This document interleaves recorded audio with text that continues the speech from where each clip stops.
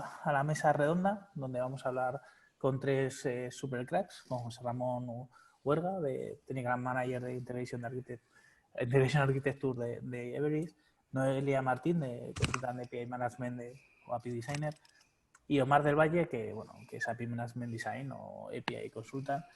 Vamos, que son tres cracks de las APIs y de este mundo, ¿no? Y entonces, bueno, de todas formas, si queréis presentaros vosotros y hacer una breve resumencillo para que os conozcan la gente que no os conoce todavía. ¿Noelia? Bueno, pues yo, como has dicho, trabajo en Paradigma, llevo metida en el mundo de las APIs 7 años ya, se dice pronto, sobre todo en el sector de banca y nada, ahí estamos. Omar. Me ha encantado la palabrita de Rastafari. Me ha encantado.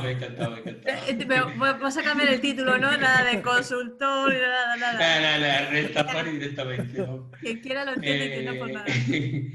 Nada, trabajo de API Owner en Finet, llevo todo el tema de arquitectura, todo el tema que tiene que ver con API Owner, que no solo es arquitectura, también entran temas de DevOps, también entran temas de documentación, testing, en fin. Alguno de vosotros, si ha pasado el curso de API Owner de la fundación, pues seguramente conocerá de qué hablo, ¿no? Y Rastafari. Sí, no Rastafari, porque ya tenemos que mucho pelo no tienes. Por eso, justo por eso. Sí. ¿Y José Ramón? Sí, hola, ¿qué tal? Bueno, en mi caso, sí, más Rastafari que Rastafari, el tema del pelo, pero bueno. Nada, yo también como Noelia llevo ya un tiempo con el mundo de las APIs, en mi caso desde el 2016 más o menos, mucho relacionado con banca y últimamente también metido mucho en temas de logística, ¿no? Y también alrededor de las APIs y sobre todo la verdad es que últimamente trabajando mucho ya con MuleSoft, ¿no? Pues si queréis vamos a empezar un poco bueno, tenemos una serie de temas apuntados un poco por llevar un pequeño orden, pero bueno, ya sabemos que la parte de arquitectura creo que es muy interesante y bueno, y que además tiene bastante, ¿no? Una de las cosas que me parece bastante interesantes, ¿no? Y es un poco cuáles son la evolución, ¿no? O sea, sabemos que, o lo hemos presentado al principio, un poco tipo de arquitectura, etcétera, y nos gustaría saber, ¿no? Un poco cuál crees que puede ser la evolución de las arquitecturas de la parte de API Management, ¿no? Es decir, hacia dónde vamos, ¿no? En este mundo de las APIs. Pues si queréis arranco yo. Como has estado comentando todo al principio, Marco, tradicionalmente todas las plataformas de API Management, que incluye pues, el manager, el portal, el analítica, la monetización, todas esas piezas, ¿no? Se implantaban o totalmente en la nube o totalmente on-premise, dependiendo del tipo de proveedor que elegías, ¿no? Esto viene a ser como una especie de gateway de gateway centralizado, que tú tienes un clúster de gateway que gestiona todo el tráfico, ¿no? ¿Qué pasa? Que con la aparición de todas las plataformas cloud y con la evolución de los proyectos y que los clientes pues tienen casos de uso específicos, pues se ha visto que esos modelos de arquitectura pues se han quedado un poco cortos, ¿no? Necesitan que no sean tan limitantes y tienen que flexibilizar, ¿no? En función del caso de uso ciertas cosas, ¿no? Entonces, si tú, por ejemplo, utilizas plataformas de API Management totalmente on-premise, tú tienes la ventaja, pues si tienes servicios internos, pues la integración con los servicios va que es súper sencilla, no tienes que exponerlos a través de una red externa y la latencia al estar pues, dentro de la misma DMC, pues es mucho mejor, ¿no? Además, en casos, bueno, como José Rayo, que estamos en banco, pues sabemos que las limitaciones de seguridad y de legal, pues tiene sus implicaciones, entonces tenerlos en tu propia infra, pues es importante, ¿no? Pero claro, esto tiene unas contras, es que hay casos de uso que no aplican y no son servicios legacy, por decirlo de alguna manera, servicios que estén desarrollados. Si yo tengo, por ejemplo, me quiero aprovechar de ciertas herramientas que tengo en la nube, como por ejemplo de inteligencia artificial o de procesado de lenguaje natural, por decir algún caso, y eso lo quiero apificar de alguna manera, ostras, ¿qué hago con eso?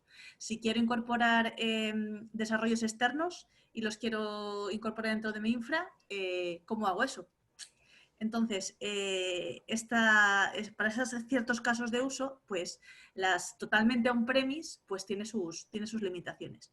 Si nos vamos totalmente a la nube, pues las ventajas que tenemos, pues como pues, servicios gestionados, más fácil de mantener, tú lo delegas en el proveedor, ¿no? Toda esa gestión y ese mantenimiento del producto, ¿no?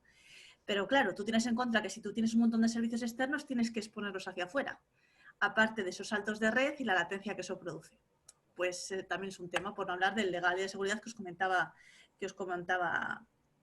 antes. Entonces, esta solución tradicional, pues normalmente salvabas los muebles, por decirlo de alguna manera, utilizando dos infras, ¿no? Tú tenías ese gateway centralizado externo e interno, y el externo para las aplicaciones externas o cuando tenías ciertos casos de uso que no aplicaba conectarlo con tus servicios internos, y luego tenías el interno, ¿no? Pero, ¿qué pasa? Pues que estás duplicando la infraestructura, tienes que gestionarla, eso es más complicado y pues todo el músculo que necesitas para mantenerlo. ¿Cuál es la propuesta que están haciendo todos los proveedores en este sentido? Pues están flexibilizando, pasando de ese gateway centralizado, de clúster de gateways que gestionan todo el flujo, a utilizar un gateway de instálatelo donde tú quieras. Entonces, esa flexibilización lo consigue con dos tipos de estrategia, con el Hybrid API Management, que os explico un poco lo que es, y con el micro gateway que tú has estado contando un poco antes al principio de las charlas de hoy, ¿no? Entonces, normalmente tienen diferentes aproximaciones, ¿vale?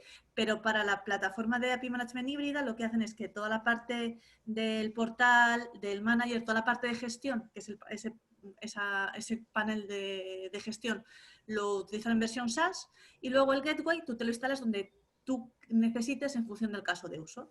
No solo on-premise, que obviamente es importante, como lo hemos estado contando antes, y en la nube, pero no, ojo, no en la nube, sino en la nube en AWS, en la nube en Azure, en la nube en la que venga.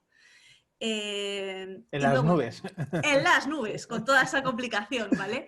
Y esto que os estoy diciendo es un trabajo que lleva muchísimo tiempo, no sé si vosotros estáis familiarizados con API, con Cog, bueno, da igual, con el que utilicéis, no están ofreciendo estas capacidades, pero muy a poquito, porque conseguir esto es brutal, pero brutal, es súper complejo. Entonces, esta es opinión personal mía, creo que para salir del paso sacaron ese API Micro Gateway, ese gateway ligero, ¿no? Como comentaba antes Marco, para poderte dar la posibilidad de instalar algo más pequeñito donde tú quieras, sin toda la infraestructura y todos los problemas de conexión que eso implica, ¿no? Y hacia ahí vamos. Sí, Omar y... Menudo lío, Menudo lío. No, la cuestión del micro gateway es que todavía, como dice Noelia, ¿no? Yo creo que se ha quedado entre medias, todavía le queda parte creo que es un workaround en el proceso, ¿no? Ya. Sí. Yo creo que ahí un poco el principio es que las APIs las tenemos que colocar lo más cerca posible de los datos y de las aplicaciones, ¿no? O sea, es un poco lo que ha comentado Noelia. No tiene ningún sentido tener una API Gateway que está en AWS y que tus datos estén en el on-premise, ¿no? Entonces, un poco de ahí la utilidad de que el gateway, pues eso, en el data center, en el Azure, AWS, donde toque, ¿no? También un poco añadir que, bueno, que también otra jugada que también estamos viendo es el refuerzo también de los IPAs, ¿no? Que bueno, es sería un poco como la API Gateway en la nube, pero digamos con esteroides, ¿no? No solamente te protege a nivel de ataques y te hace funciones de API Management, sino que además, bueno, pues también te empiezan a dar capacidades de integración, ¿no? Muy interesante. Si queréis, o sea, voy lanzando el segundo tema que tengo apuntado, que además es muy interesante porque además después de la charla que hemos tenido de Víctor creo que viene muy bien correlado, ¿no? Que es, a ver, sabemos y vemos, ¿no? Que hay que Istio y bueno, sobre todo la parte de microservicios que muchas veces no es que se confundan, pero bueno, se une, ¿no? Se refleja mucho la parte de Kubernetes con la parte de implementación de Istio, de esta relación de los diferentes microservicios. Y es muy interesante, ¿no? El cómo, ¿no? Cómo son las diferentes convivencias o incluso yendo más allá. Es decir, hay futuro para los API Manager con este tipo de tecnologías, estilo Istio, etcétera.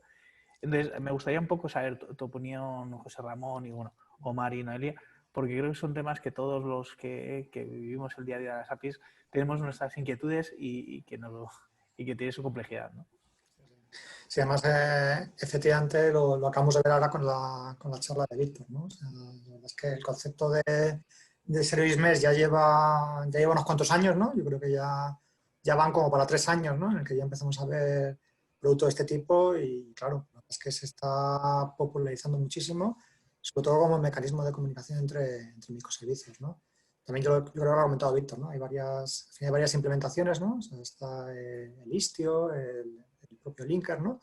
Pero bueno, da la sensación, ¿no? de que realmente es un poco Istio el que se está llevando el pato al agua, ¿no? Y claro, pues es un poco lo que comentas, ¿no, Marco? Que al final hay como un overlap. O sea, hay muchísimas funciones que tradicionalmente hacíamos con el API Gateway y que estamos viendo que un Istio, ¿no? En una malla de servicios, pues también te lo puede dar, ¿no? O sea, estamos hablando pues de, bueno, un poco los ejemplos que nos ha ido poniendo Víctor, ¿no? O sea, desde temas de observabilidad, o sea, de saber perfectamente pues cuántos microservicios están, quién está llamando a cuál, hacer load balancing, hacer ya cosas que antes eran muy específicas de los API Gateways, ¿no? Como por ejemplo todo lo que es el tema del rate limit o bueno, incluso todo lo que hemos visto a nivel de seguridad, ¿no? De aplicar un mutual TLS para poder llamar a un servicio, ¿no? O sea, sí que está claro que hay un overlap tremendo, ¿no? Yo creo que también lo que están haciendo los vendors tradicionales de API Management es que están un poco adaptándose, ¿no? Y bueno, metiéndose también en todo este mundo, ¿no? Ya hay multitud de vendors, ¿no? Pues desde Red Hat, API, también MuleSoft, que lo que están haciendo es que están dando adaptadores que eran capaces de engancharse dentro del mixer de Istio y a partir de ahí pues empezar a poder ver esos microservicios como si fueran APIs, ¿no? Y poder observarlas y aplicarles políticas, ¿no? Han tenido ahí un poco de gusto todos porque Istio de repente cambió algunas piezas, ¿no? Y creo que dejó de el mixer, con lo cual todos esos adaptadores que están por ahí en el mercado ahora mismo, pues a día de hoy ya no Se los han funcionan, tenido ¿no? que comer. Se Sí, los han tenido que comer. sí, ahora mismo funcionan siempre y cuando no te pongas, estés con el Istio 1, ¿no? Si ya te vas a los siguientes, pues claro, están reaccionando, ¿no? Y están ya aplicando esas normas políticas directamente sobre el Envoy, ¿no? Pero bueno, al final si tuviéramos que dar una receta, ¿no? De cuándo utilizar una pieza y cómo utilizar otra, yo creo que, a ver, claramente el API Gateway sigue siendo muy relevante en lo que es el tráfico norte-sur, o sea, como un Edge API Gateway, ¿no? En el que lo que estás haciendo es controlar las llamadas que te vienen de fuera, o sea, yo creo que ahí claramente, pues ahí seguimos viendo a lo que es el API Gateway. En el tráfico este-oeste es donde ahí ya, claro, pues ahí ya te empiezas a plantear, ¿no? Tradicionalmente, cuando no teníamos estas piezas, ponías una API entre 2 micros, pasabas por el API Gateway y tenías la observabilidad, ¿no? Ahora ya, pues a lo mejor eso ya te lo puedes pasar, ¿no? Y donde a lo mejor sí que las APIs siguen siendo muy relevantes es que, sobre todo, tienes que hacer una gestión del ciclo de vida.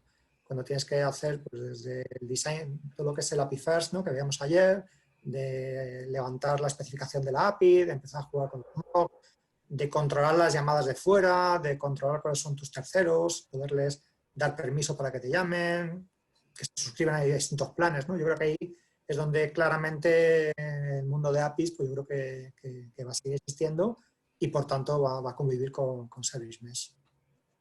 ¿A vosotros nos pasa como hablamos con el Micro Gateway? Es decir, que la integración Istio como API Gateway de las soluciones de API Manager todavía está un poco verde, vamos a decir, que todavía tiene... Te voy a decir mi impresión de los hechos. Yo creo que les han visto los proveedores, le han visto las orejas al lobo. Y entonces han dicho, si no puedes con tu enemigo, únete a él. Y están adaptándose según va saliendo las cosas. Pero como comentaba José Ra, yo creo que todavía si la pregunta es si Service Mesh va a sustituir un gateway y por tener un Service Mesh ya no necesitas un gateway, no es así. Mañana lo sé, dentro de un año tampoco. Pero actualmente no, sobre todo porque está para propósitos distintos. Toda la parte, como comentaba José Ra, del ciclo de vida, actualmente esa parte Service Mesh no te la va a dar, no te la está dando. Ahora otra cosa es que esa observabilidad o el descubrimiento de los servicios sí que te la ofrezca y sea tanto igual o mejor que lo que te pueda dar un gateway. Entonces ahí es donde está esa disputa. Es que a nivel de arquitectura lo que hace Service Mesh ya existía, ¿no? Teníamos que picarnos nosotros, teníamos que meterlo en el código, Pero ya existía el famoso Lo Service que te ha hecho Bus. es facilitarte la tarea, eso es. Yo creo que el tema de seguridad, el tema de monitorización, todo ese tema va orientado a lo que es el Service Mesh, que es comunicación entre microservicios. Que no quiere decir de que es la comunicación con cliente, que es quien consume esos microservicios. Por eso creo que estoy de acuerdo con Noelia en que van a convivir y una cosa no va a quitar la otra. O sea, ¿y no le veis un peligro, es decir, para los vendors? Es decir, no te digo a corto plazo, pero a medio plazo. Es decir, o sea, ellos yo creo que lo ven como un peligro, por eso se están adaptando y lo están incorporando, porque yo no me, o sea, pues lo que te decía, que han visto las orejas al lobo, entonces lo están intentando incorporar a fuerza bruta, prácticamente, yo creo. Es mi opinión, es opinión personal. Es que si repasamos, o sea, si cogemos un libro y vemos los puntos de qué tiene que tener un API Manager, o sea, es que o sea, son 2 puntos los que le quedan, o sea, el ciclo de vida y el Developer Portal y poco más. Es decir, que queda muy poco para que... Sí. Y el Developer Portal está ahí porque los chicos de Solo.io ya te dan Developer Portal para Istio. La única un poquito diferencia que así veo, lo que pasa que, claro, esto implica pasar por caja. Bueno, pues muchos de los que estáis aquí sabéis que estos productos no son precisamente, cuando hablamos de productos de API Management, son productos baratos, las cosas como son, y son productos complejos porque hacen muchas cosas. Digamos que sí es verdad que la configuración y toda la instalación es súper compleja, pero luego el operar el producto no lo es tanto. Entonces, puede ser que los perfiles que se necesiten para en el día a día de esos proyectos utilizando lo que tú poco o nada tienen que ver con lo que nos ha enseñado antes Víctor, porque son perfiles mucho más técnicos y que implican una capacidad y un conocimiento mucho más, pues más de bajo nivel, hablando pronto igual, más que picarse a nivel de sistemas y de comunicación y todo eso. Pero también opinión personal. Creo que todos estamos de acuerdo, ¿no? Sí que es verdad que no sabe que el futuro tiene pinta, ¿no? De ir hacia ese camino, ¿no? Hay otras cosas que también nos preocupa a toda la parte de los que trabajamos día a día con las APIs, ¿no? Y es un poco cómo van a combinar, ¿no? Los diferentes, como ya iniciaba, ¿no? Os explicaba antes en el inicio de la charla, que cómo van a combinarse los diferentes tipos, o si al final pues va a morir, no va a morir. GraphQL va a ser el protocolo, no sé, es decir, ¿qué hacemos con los MAQTP y todos estos? O bien con los WebSocket, ¿no? Que al final son tecnologías muy potentes y muy interesantes, pero que se pegan un poco, ¿no? Con el mundo de las APIs y crean complejidades que hasta ahora no tenemos, ¿no? Y bueno, me gustaría saber vuestra opinión, ¿no? Del estado actual. A nivel de protocolo creo que han habido muchos intentos, como bien has dicho, con el tema de Socket o con el tema del server-siden, pero que al final no hay ninguno que haya todavía, para mí, dicho esto es lo que va a cambiar el mundo de las APIs a partir de ahora. Por ahí tenemos, por ejemplo, el JSON RPC, que al final han sido muy curiosos con el nombre, porque al final quien sepa lo que es XML RPC, pues es exactamente lo mismo, pero con JSON, por lo tanto la innovación ahí no es muy grande, que digamos. Tenemos el SCE, que es el server-side, ¿vale? Que al final ahí sí se están dando algunos pasitos, choca un poco, bueno, no es que choque, sino que tienen algunas cosas que teníamos con Socket, lo tenemos ahí. En el caso del SSE, tú abres una conexión y lo único que recibes es respuesta desde el servidor, o sea, no es como Socket, que era bidireccional, podías mandar para los dos sitios. Eso viene a cubrir un poco aquellos problemas que teníamos con el long pooling, ¿vale? No sé si acordáis, el long pooling era, abríamos una conexión HTTP, la manteníamos abierta y esperábamos respuesta del servidor y manteníamos esa conexión abierta. Claro, que cada vez que se caía la conexión y se volvía a conectar, entonces era de nuevo compresión de cabeceras, de nuevo protocolo HTTP, de nuevo protocolo TCP. Entonces, eso ha ido avanzando pasos a paso. Creo que hay mucha utilidad por detrás de eso, sobre todo para streaming, ¿vale? Sobre todo para streaming, que es el que se está usando ahora mismo. La mayoría de los browsers lo están soportando, por lo tanto, no tendríamos que estarnos preocupando de mantener una conexión, de si la conexión se cae, reabrirla. Todo eso está gestionado dentro de los mismos navegadores. Y en el por la parte de server-side también tenemos muchas cosas aquí implementadas ya. Comentabas de GraphQL. Bueno, no es exactamente un protocolo. La mayoría de las personas dicen que surge a partir de los problemas de REST, y voy a entrecomillar problemas porque a ver qué cosa resuelve de REST que GraphQL, ¿no? Yo, al final... A ver cómo se resuelve un GraphQL sin REST. Esa es mi pregunta. ¿No? al final GraphQL no es más que un RPC, un JSON RPC, o sea, lo que usa por detrás es el protocolo RPC, pero con JSON, y que le han incorporado un grupo de ideas arriba que no se puede decir que no, son ideas buenas. Yo siempre he dicho que seguro que GraphQL surgió de la queja de los desarrolladores de front, de decir, para consumir una pantalla tengo que llamar a 5 endpoints, yo quiero llamar a uno solo, ¿no? Entonces, que me perdonen lo de front, pero eso tiene sus ventajas y sus desventajas, ¿no? Por ejemplo, una de las cosas que le atañen a GraphQL como una de las cosas que aporta es que puedes tener un single endpoint, o sea, un único endpoint para resolver un montón de cosas. Y ahí hay que tener muchísimo cuidado, porque no sé si conocéis el patrón de GotObject, que es yo soy el objeto que controla todo. Entonces, cuando el objeto ese se rompe, se rompió toda la API. No tenemos API, ¿vale? Entonces, hay que tener muchísimo cuidado con eso. Además, que para mí, esa cualidad de GraphQL de tener un único endpoint, para mí rompe una cosa muy importante y que aplica mucho a la arquitectura de microservicios, y es que violamos directamente cualquier principio de responsabilidad. O sea, ahí, olvidado, todo el mundo va por el mismo caminito y todo lo controla un solo endpoint, ¿no? Entonces, tenemos que tener mucho cuidado a la hora de... No digo que no usarlo, lo que digo es que hay que tener mucho cuidado a la hora de usarlo. Y como dice Noelia, GraphQL por detrás siempre debería tener una REST, ¿vale? Porque al final lo puedes usar como un orquestador de endpoint de microservicios, pero ojo, hay que tener mucho cuidado en dónde vamos a implementar eso, en la cantidad de clientes que vamos a tener, en la cantidad de peticiones que vamos a tener, hasta dónde nos soporta eso. Implementar GraphQL no es sencillo porque hay que escribirle todas las relaciones de objetos. Imaginaos que eso es, yo veo GraphQL y me acuerdo de Hibernate, no sé si alguno lo usó, el ORM, que había que picar prácticamente las mismas relaciones que tenías en base de datos, más orientadas a dominio en cuanto a objetos, pero tenías que picarle XML. Entonces tú decías, hostias. ¿Cómo se nota que hace mucho que no desarrollas en Sprint y este tipo de RMs? Ahora hay es que lo has dicho como si fuera Hibernate, como si fuera, vamos. Eso es Rastafari. Es que ahora hay herramientas que te generan todas esas cosas, la mayoría de las cosas que generan que no se acoplan a lo que tú necesitas, entonces empiezan los problemas, ¿no?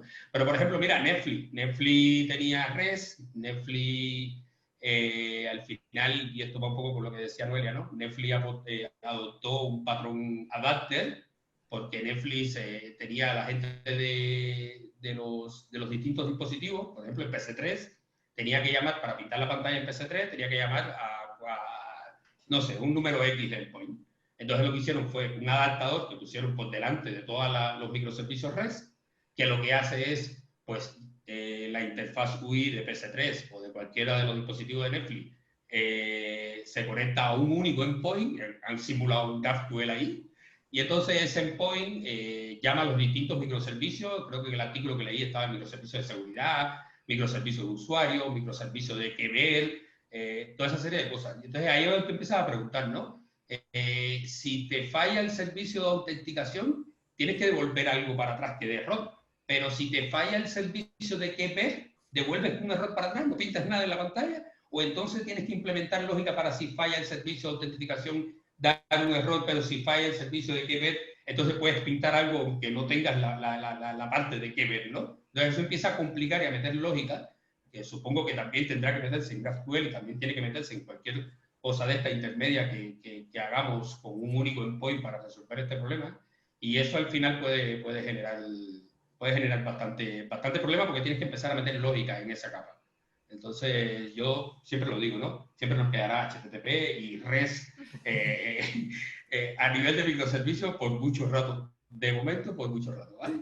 De hecho, hay que pensar que REST, una de las quejas muy habituales era el tema de las peticiones en cascada que hacían los navegadores. Ya eso con HTTP 2.0, ya eso nos lo quitamos de arriba. Podemos hacer N llamadas asíncronas o todas a la vez para todos los microservicios que necesitamos consumir, para todos los endpoints que necesitamos consumir para front. Es verdad que todavía tiene algún fallo, que si te falla alguna de esas llamadas, pues el resto ya te falla. En HTTP 3.0, por ejemplo, ya están haciendo que si te falla una, el resto que se está ejecutando no te falle. Entonces, yo creo que vamos bien encaminados a quedarnos dueños del mundo de protocolos por REST y HTTP. Y bueno, ¿y los protocolos asíncronos?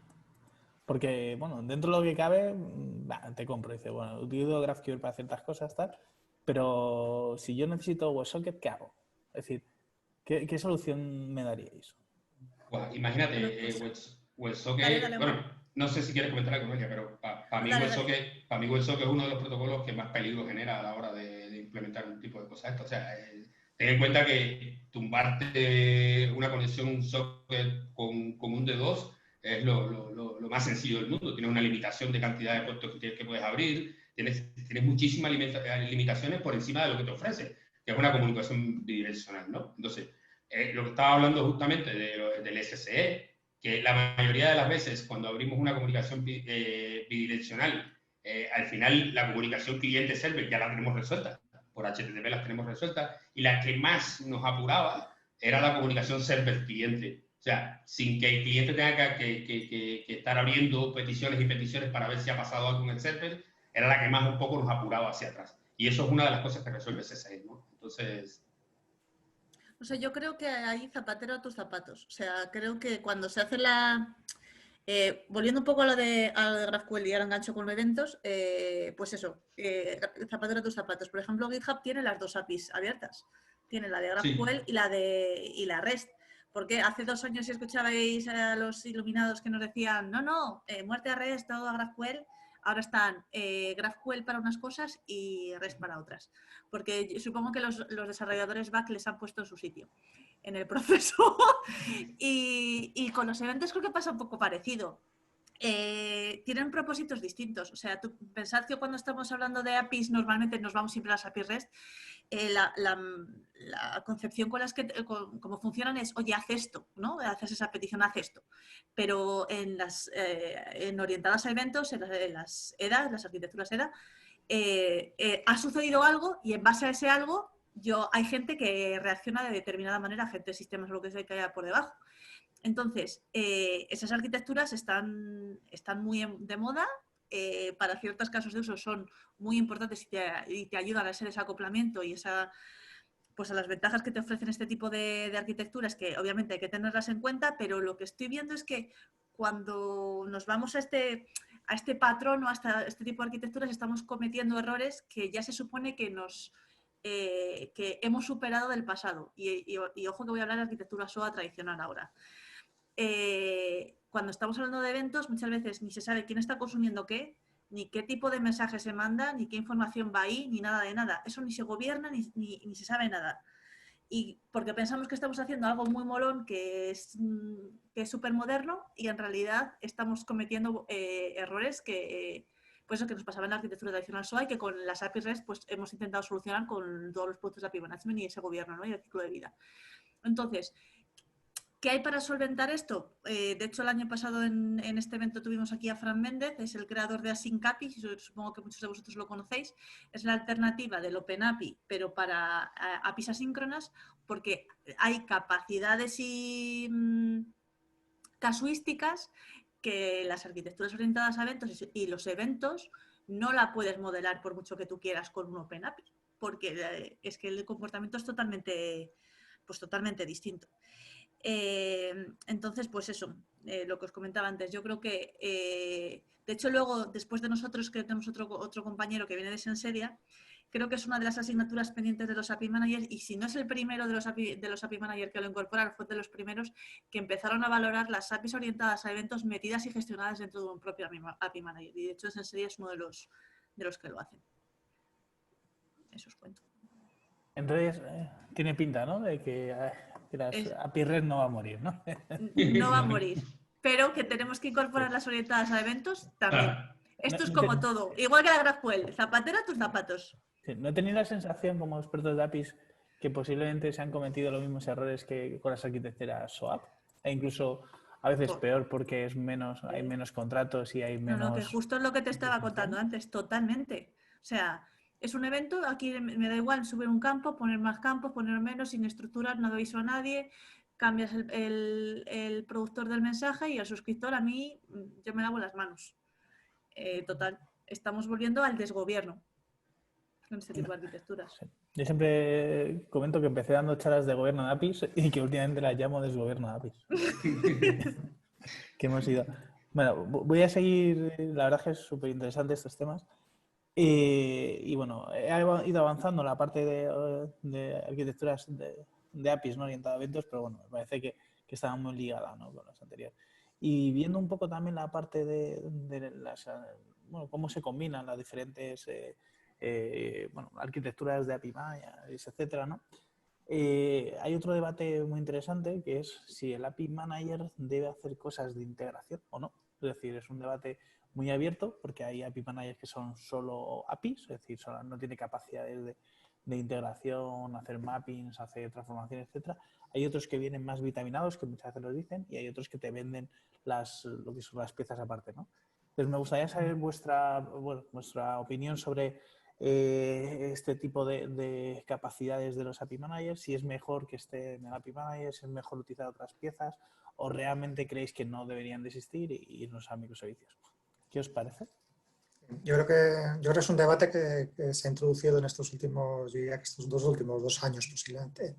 Porque bueno, lo que teníamos al principio, y con los primeros API managers que salieron al mercado, los primeros API gateways, claro, la verdad es que tampoco podíamos elegir, ¿no? O sea, básicamente eran unas piezas que se limitaban prácticamente, o sea, única y exclusivamente a darte una capa de seguridad, ¿no?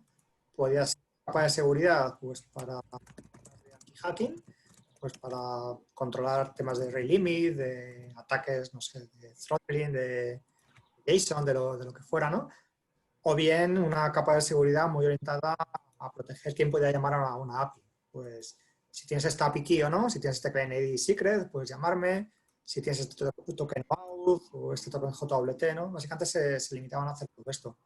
Ya al principio también intentaban un poco meter alguna capacidad de orquestación, pero bueno, la verdad es que los API managers que era hace 4 años así, pues es que eran muy básicos en ese sentido. O sea, básicamente te dejaban que le pusieras un endpoint, ese endpoint lo llamaban siempre a capón, con lo cual pues nos olvidamos de todo lo que ha contado antes Víctor, ¿no? De canary test o de pruebas A/B, o sea, siempre llaman al mismo sitio y con poquitas transformaciones, ¿no? Entonces, claro, lo que ocurrió en esos momentos es que las primeras arquitecturas que fuimos diseñando, pues claro, siempre tienes que tener algo debajo del API Gateway por obligación.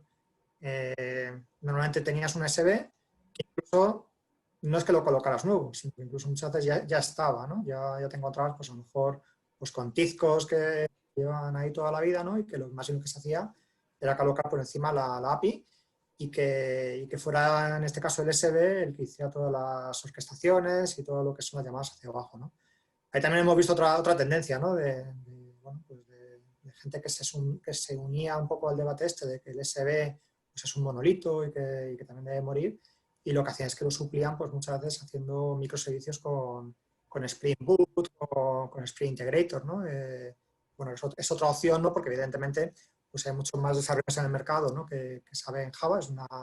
Creo que es una, vamos, es algo que muchísima más gente va a conocer, ¿no? que por ejemplo, saber programar con Tizco, ¿no? Entonces, claro, pues por eso muchas veces nos encontramos con clientes que lo que colocan esa capa por debajo, ¿no? Pero claro, como comentas, Marco, pues ahora la cosa ha cambiado, ¿no? Ahora empezamos a encontrarnos ya multitud de que básicamente es básicamente una navaja suiza, ¿no? Efectivamente te siguen controlando todo lo que es la parte de API Security, pero es que te dan de todo, ¿no? Te dan desde lenguajes de transformación que te permiten hacer casi lo que harías antiguamente con una ETL, a multitud de conectividades hacia abajo, ¿no? Lo hemos visto al principio de la charla, ¿no? Por ejemplo, con con lo que era nuestra función que te dejaban llamar a backends, ¿no? Claro, pues ahí claramente es un ahorro, ¿no? Porque en lugar de tener que tener por un lado la API, por otro lado el USB, por otro lado los micros, pues lo haces todo de golpe, ¿no? Con una sola API, pues expones la interfaz REST, la interfaz GraphQL, la interfaz gRPC, lo que sea, y si por abajo pues te hace falta llamar a 3 micros, orquestarlos, quedarte con un dato, de regalo hacer una llamada a DynamoDB, luego hacer una llamada, pues, por ejemplo, algo de AWS, pues bueno, lo haces y es mucho más rápido, ¿no? Si encima eso lo combinas con el mundo iPaaS, pues claro, mejor todavía, ¿no? Porque te acabas encontrando con que, bueno, hay muchas empresas donde ya la distinción entre el on-premise y lo que hay en la nube, pues ya empieza a ser muy borrosa, ¿no? O sea, con todo lo que es la iniciativa, por ejemplo, de Zero Trust, ¿no? Pues al final lo que acabas encontrando es que, bueno, que da igual que tengas el Salesforce en la nube, que tengas el SAP HANA, pues también en la nube, que luego tengas código que está en el on-premise, ¿no? Bueno, pues al final acabas levantando la API también en la nube, en el iPaaS, y con estos conectores, pues lo resuelves todo. O sea, llamas un poquito a Salesforce, te quedas con un par de datos, llamas a Dynamics, llamas a SAP, y con eso ya lo resuelves. Bueno, yo creo que es una opción bastante válida, ¿no? Y que bueno, yo creo que es bastante potente y que sobre todo lo que has ganado es agilidad. O sea, como digo, si ya tienes un iPaaS, pues es que de repente levantar un nuevo proyecto es tan tonto como levantar un worker en SaaS, arrastrar 4 componentes y ya tienes algo resuelto que si hubieras hecho tradicionalmente, pues a lo mejor tardabas un mes en que la gente de sistemas pues te abra tal puerto o te levante tal entorno, ¿no? Yo creo que es muy interesante.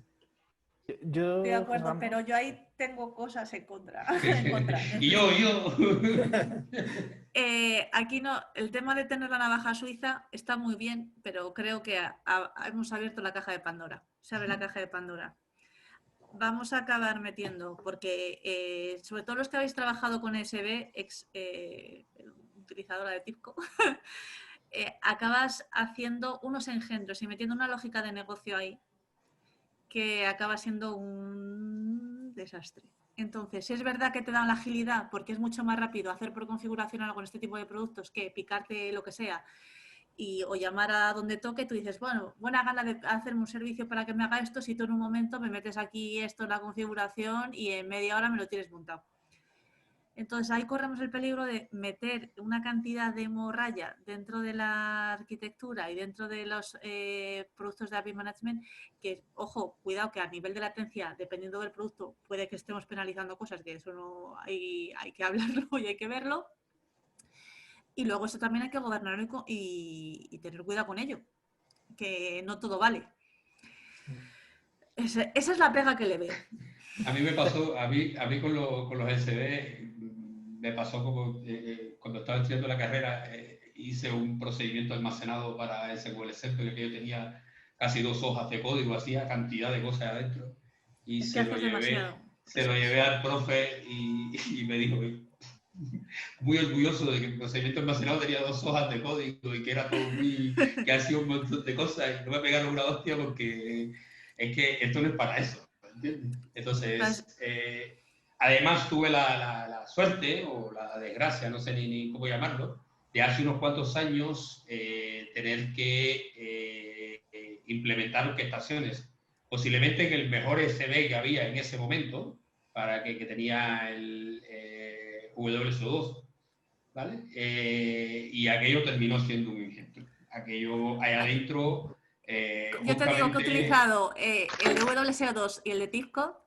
El de WSO2 es, hablando, bueno, no quiero meterme en proveedores, pero vamos,